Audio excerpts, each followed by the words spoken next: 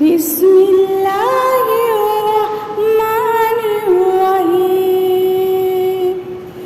আসসালামু আলাইকুম রাহমাতুল্লাহি ওয়া বারাকাতুহু। প্রিয় দর্শক শ্রোতাবৃন্দ, আশা করি সকলেই ভালো আছেন।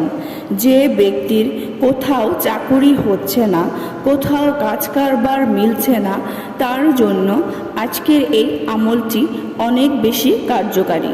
এই আমলের বরকতে ইনশাআল্লাহ ভালো চাকুরির ব্যবস্থা হয়ে যাবে, ভালো কাজ কারবারের ব্যবস্থা হয়ে যাবে।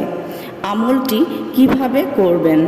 5 ওয়াক্ত নামাজ আদায় করবেন এবং ফজরের সুন্নত এবং ফরজের মধ্যখানে এই আমলটি করবেন।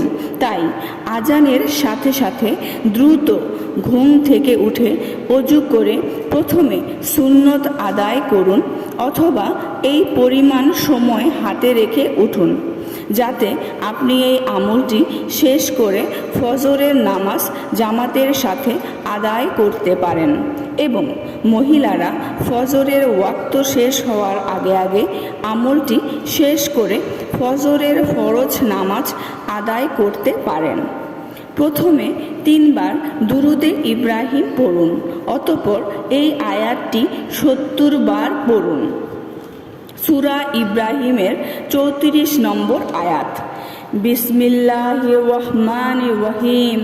ওয়া আতাকুম মিন কুল্লি মা সাআলতুমুহু ওয়া ইন তাউদুনি মা তাল্লাহি লা তুহসুহা ইন্নাল ইনসানা লাজালুমুন কাফফার। এই আয়াতটি 70 বার পড়ুন। শেষে আবার 3 বার দুরুদে ইব্রাহিম পড়ুন।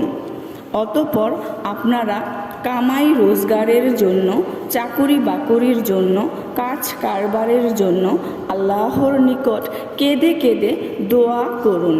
অতঃপর ফজরের ফরজ নামাজ জামাতের সাথে আদায় করুন এবং মহিলারা ঘরে নামাজ আদায় করুন। তবে ফজরের ওয়াক্ত শেষ হওয়ার আগে আগে আমলটি শেষ করে ফরজ নামাজ আদায় করে নেবেন। 30 দিন এভাবে আমলটি করুন।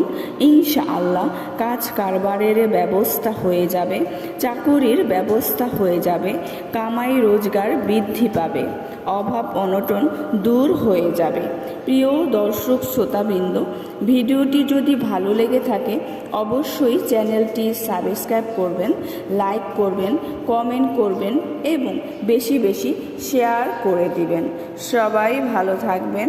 আল্লাহ হাফেজ।